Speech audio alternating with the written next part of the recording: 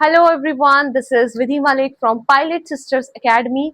तो आज हमारी पहली वीडियो होने वाली है मीट्रोलॉजी की और फर्स्ट चैप्टर होने वाला है एटमॉस्फेयर। अभी हम ज्यादा बातें नहीं करेंगे, अभी हम डायरेक्ट स्टार्ट ही करेंगे फर्स्ट चैप्टर से। जिस भी इंसान को ये है कि उसको रटना है या फिर ऐसा कुछ है कि कुछ ऐसा मिल जाए कि मगअप करके बस टीजीसी का एग्जाम पास हो जाए, तो उसके लिए वीडियो नहीं है, क्योंकि ये वीडियो होने वाली है कॉन्सेप्ट बेस्ड। इसमें डीजीसीए का पॉइंट टू पॉइंट सब कुछ कवर होगा, प्लस टॉपिक को हम डीपली पढ़ेंगे, तभी आप ऑक्सफोर्ड और आईसी जोशी के क्वेश्चंस कर पाएंगे। So let's get into the video. ठीक है, उससे पहले हम जान लेते हैं मेट को पढ़ेंगे क्यों, मीट्रोलॉजी है क्या। ओके आज हम पढ़ मीट्रोलॉजी रहे हैं, लेकिन मीट्रोलॉजी है क्या, क्यों इंपॉर्टेंट है पायलट्स के लिए मेट को पढ़ना, वेदर पढ़ना हमारे लिए क्यों इंपॉर्टेंट है। ऑब्वियस सी बात है, जब हमें अपना एयरक्राफ्ट फ्लाई करना है, कहाँ, एयर में, लाइक हमें क्लाउड्स में रहना है, एटमॉस्फेयर में, ऊपर की लेयर में, ग्राउंड में नहीं ऊपर लेयर में हमें फ्लाई करना है, तो एटमॉस्फेयर जानना तो हमारे लिए इंपॉर्टेंट होगा। तो metrology is nothing, it is the study of atmosphere और आर वेदर।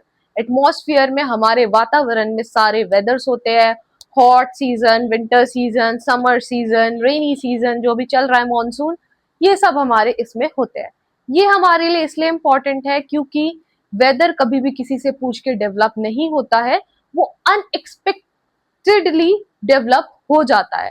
ठीक है, उसको कोई डेवलप नहीं करेगा ना, तो ये है कि उसको मुझे पता होगा कि मैं उसको डेवलप कर दूंगी। रोड हम बना सकते हैं, ठीक है, हम रोड पे चल रहे हैं, हम रोड बना सकते हैं, ठीक है, लेकिन हम वेदर नहीं बना सकते हैं। ठीक है, हम अपना हाईवे मेट्रो ला सकते हैं, और सॉरी ग्राउंड पे हम क्या कहते हैं, मेट्रो ला सकते हैं, रोड बना सकते हैं, हाईवे बना सकते हैं, ब्रिजेस बना सकते हैं, बट एयर में क्या हम ये सब बना सकते हैं?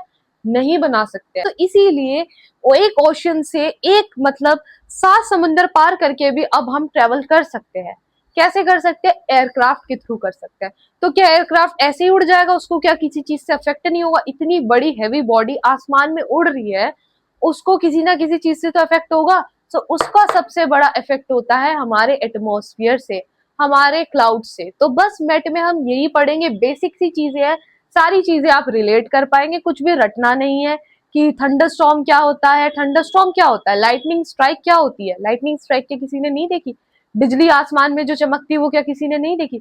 सबने देखी होती है। एटमॉस्फेयर एक ऐसी चीज है कि मेट एक ऐसी चीज है कि अभी मैं आपको ग्राउंड लेवल पर रहकर सब कुछ समझा सकती हूँ और आप सब कुछ रिलेट कर पाएंगे।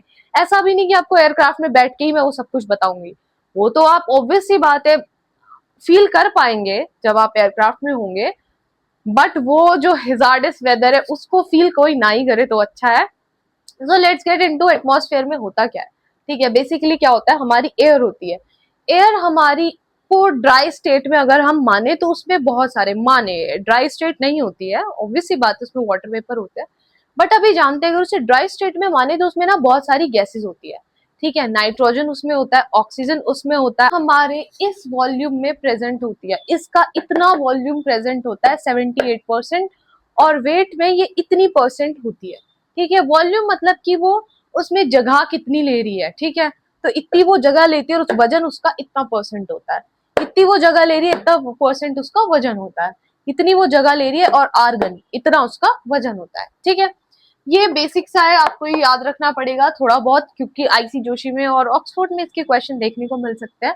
तो इसमें इतना समझाने का कुछ नहीं है, प्लस इसका आपसे पूछ लेंगे कि इसका रेशियो क्या है। ठीक है, बाय वॉल्यूम। ठीक है, ठीक है, आप इन दोनों का रेशियो निकालेंगे। ठीक है, इन दोनों का रेशियो निकालेंगे तो यही आएगा, और इन दोनों का रेशियो निकालेंगे तो यही आएगा। ठीक है, आप करके भी देख सकते हैं, रेशियो निकाल के देख सकते हैं इन दोनों का, तो रेशियो इनका यही आएगा। Very important for, again for DGCA and even for airline prep. Now you can write down these two, by volume और बाय वेट रेशियो कितना है। ठीक है, ये रेशियो है, इसको मैं हटा देती हूँ, ठीक है, क्योंकि ये बुक में भी है, सो इसको राइट डाउन करने की जरूरत नहीं है। रेशियो ऐसे है इनका, आप लिख सकते हैं, एंड ये भी जरूर आप मार्क कर लेना कि ये डीजीसी और एयरलाइन प्रेप के लिए इंपॉर्टेंट है। ठीक है, हमारी एयर ड्राई नहीं है। ठीक है, हमने पहले उसको एक एजम्पशन माना था कि वो एयर को ड्राई मान के चलते हैं और देखते हैं उसमें कितनी गैसेस है, लेकिन एयर ड्राई नहीं होती, एयर में वाटर वेपर हमेशा प्रेजेंट होता है। ठीक है, तो water vapour is a important gas in the atmosphere. Water vapour सबको पता ही होगा, वाटर वेपर भाप होती है। ठीक है, ये भाप होती है वाटर वेपर, ये हमारी जो भाप, जब आप पानी उबालते हैं उसमें से वो जो भापे निकलती है उसको वाटर वेपर बोलते हैं। ठीक है, आई होप सो ये सबको पता हो, नहीं पता है तो बता दिया है। तो वाटर वेपर हमारा एक इंपॉर्टेंट गैस है एटमॉस्फेयर में। डायरेक्ट क्वेश्चन आएंगे इस पे भी आपके, पूछ लेंगे कि सबसे मोस्ट इंपॉर्टेंट गैस कौन सी है, और आप नाइट्रोजन और ऑक्सीजन इन्हीं में से ढूंढते रहोगे, इस पे ध्यान ही नहीं जाएगा, क्योंकि वाटर वेपर को हम गैस मानेंगे नहीं, हम सोचेंगे तो पानी है, लेकिन वो भाप, सोचो भाप गैस है। सो 3 to 4% of the water vapour is present in our air, in our atmosphere। 3 से 4% वाटर वेपर प्रेजेंट है हमारे एटमॉस्फेयर में। ठीक है, अब हमने गाइज ये जान लिया है, हमने जान लिया है कि एयर हमारी ड्राई नहीं है, उसमें 3 से 4% वाटर वेपर प्रेजेंट है।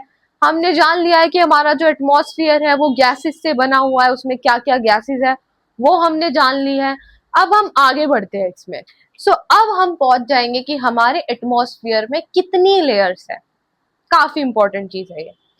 5 लेयर्स है। 5 लेयर्स क्या क्या है, नाम देखते हैं। ट्रोपोस्फेयर है, ठीक है,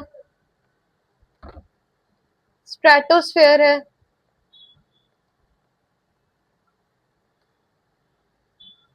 मीसोस्फियर है, थर्मोस्फेयर है,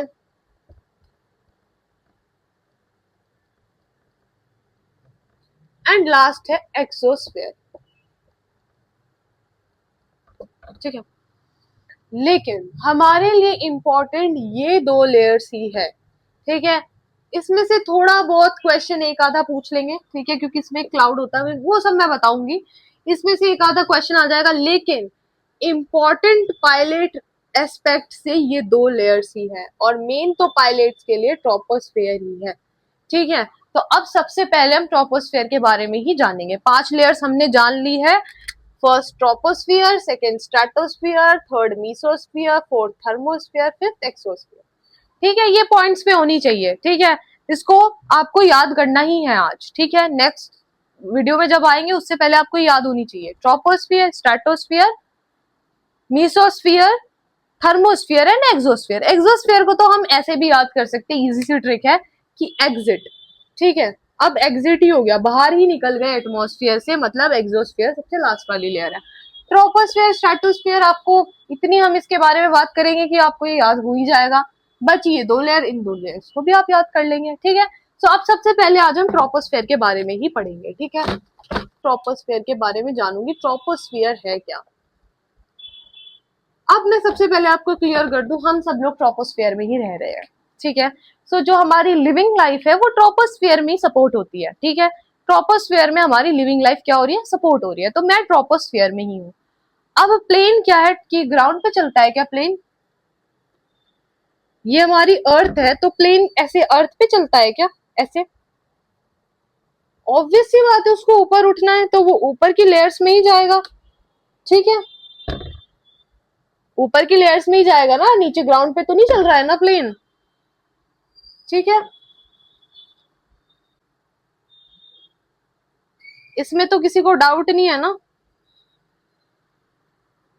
ठीक, अब ये मेरा अर्थ है, ठीक है, और ये मेरी ट्रोपोस्फियर है।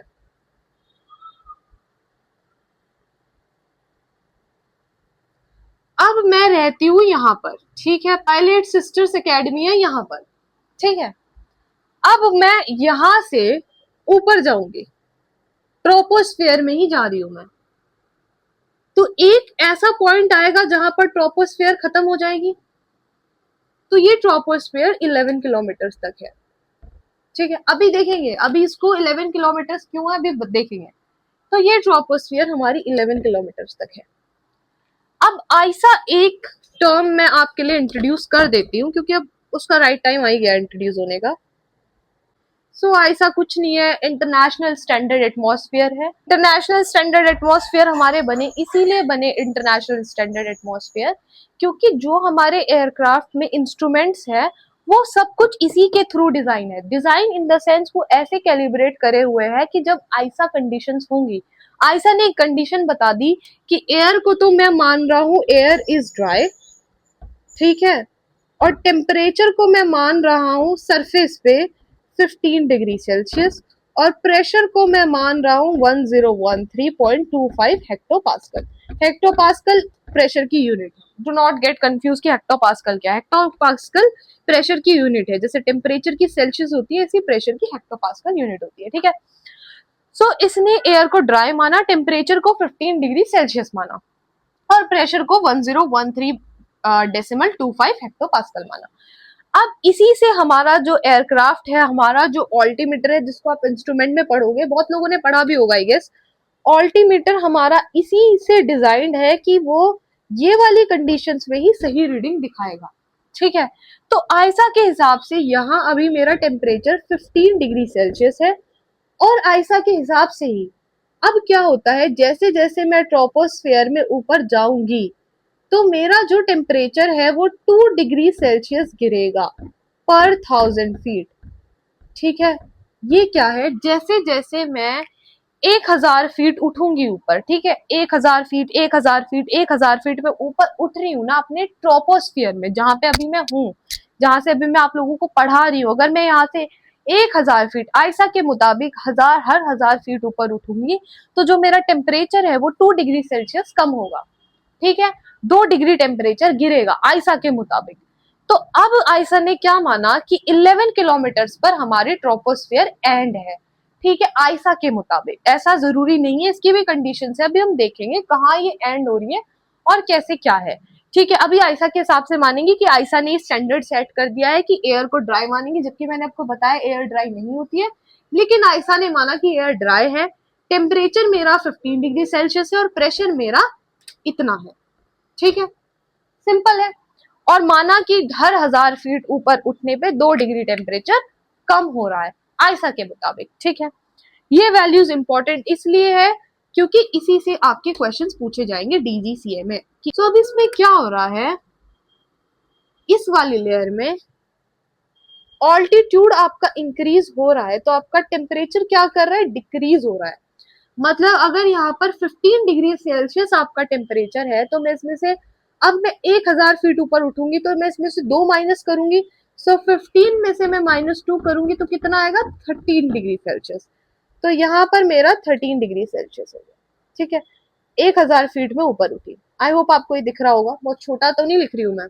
उसके बाद फिर मैं 1000 फीट और ऊपर उठी, मतलब 2000 फीट, तो 1000 फीट में और ऊपर उठी तो मेरा टेम्परेचर, इसमें से मैं -2 करूंगी, कितना हो जाएगा, 11 डिग्री सेल्सियस। तो ऐसे कर करके मेरा, मैं यहाँ इस पे पहुंच जाऊंगी 11 किलोमीटर पर। अब आप बोलेंगे कि आप तो बात कर रहे हैं फीट की, आपने यहाँ पे 11 किलोमीटर क्यों लिखा, तो इसकी भी वैल्यू आयसा ने दी है, ठीक है, इसकी भी वैल्यू आयसा ने हमें प्रोवाइड की हुई है। अगर मैं हर 1 किलोमीटर अपने ट्रोपोस्फेयर में ऊपर उठूंगी तो मेरा जो टेम्परेचर है वो 6.5 डिग्री सेल्सियस कम होगा, ठीक है, हर 1 किलोमीटर ऊपर उठने में। तो मैं हर 1 किलोमीटर अब ऊपर उठूंगी, अब तो आप रिलेट कर पा रहे होंगे ना, तो जो मेरा टेम्परेचर है वो 6.5 डिग्री सेल्सियस कम होगा। मतलब 15 डिग्री सेल्सियस में से मैं 6.5 डिग्री सेल्सियस को कम करूंगी तो मेरा 1 किलोमीटर का निकल जाएगा। थोड़ा कंफ्यूजिंग लग रहा होगा, हम इसको आगे भी अभी देखेंगे जब क्वेश्चंस आएंगे, बट अभी हम इतना समझ लेते हैं कि हर 1 किलोमीटर ऊपर उठने पे मेरा जो टेम्परेचर है वो 6.5 डिग्री सेल्सियस कम हो रहा है, ठीक है। और एक और हम जान लेंगे, वो भी इंपॉर्टेंट है, 0.65 डिग्री सेल्सियस कम हो रहा है अगर मैं हर 100 मीटर, 1000 मीटर नहीं, ये तो 1 किलोमीटर में आपका 1000 मीटर होता है, ठीक है, तो ये 100 मीटर है, इसको कोई 1000 मीटर मत मान ले। ओके, सो अभी तक हमने पढ़ा कि टेम्परेचर कैसे डिक्रीज हो रहा है, उसकी हमने वैल्यूज जानी कि हर 1000 फीट पर 2 डिग्री हो रहा है, किलोमीटर्स पर 6.5 डिग्री हो रहा है। तो सेल्सियस। तो अब हम जानेंगे प्रेशर को क्या हो रहा है।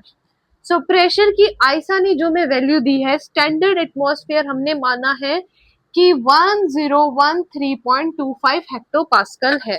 ठीक है, ये हमने वैल्यू मान ली। ठीक है, आयसा के हिसाब से, आयसा के मुताबिक टेम्परेचर 15 डिग्री और प्रेशर कितना है 1013.25 है। ठीक है, अब जैसे जैसे मैं ऊपर बढ़ूंगी तो मेरा प्रेशर भी कम होगा। अब प्रेशर कैसे कम हो रहा है वो हम जानेंगे। क्या होता है कि जो हमारे एयर के जो मॉलिक्यूल्स होते हैं वो प्रेशर एक्सर्ट करते हैं। ठीक है, जो पार्टिकल्स होते हैं एयर में वो प्रेशर को एक्सर्ट करते हैं। अब क्या होता है, ये मेरा सन है। ठीक है, वैसे तो हम डीपली इसको टेम्परेचर में भी पढ़ेंगे, बट अगर आप अभी इसको पढ़ लेंगे तो टेम्परेचर में कुछ नहीं रह जाएगा जानने के लिए। तो अर्थ, सन क्या करता है, हमारी अर्थ के सरफेस को हीट करता है। हमारी सन की रेजेस आती है, वो जो अर्थ का सरफेस है, सरफेस ठीक है, सरफेस ग्राउंड को हीट करता है। ग्राउंड को वो हीट करने के बाद उसकी गर्मी से जो गर्मी निकलती है बाहर, उस गर्मी के बाहर निकलने की वजह से मेरा जो एटमॉस्फेयर होता है वो मेरा गर्म होता है। तो मेरा जो है आपको 12 बजे के आसपास, 2 बजे के आसपास इतनी गर्मी क्यों फील होती है, क्योंकि सन ऑलरेडी अर्थ पे आ चुका होता है। वो अच्छे से पूरे सरफेस को इतना हीट कर देता है कि उसके बाद उसमें से निकलती है आग, मतलब अर्थ के सरफेस में से निकलती है हीट, और वो सरफेस की हीट पूरे एटमॉस्फेयर को, पूरे वातावरण को गर्म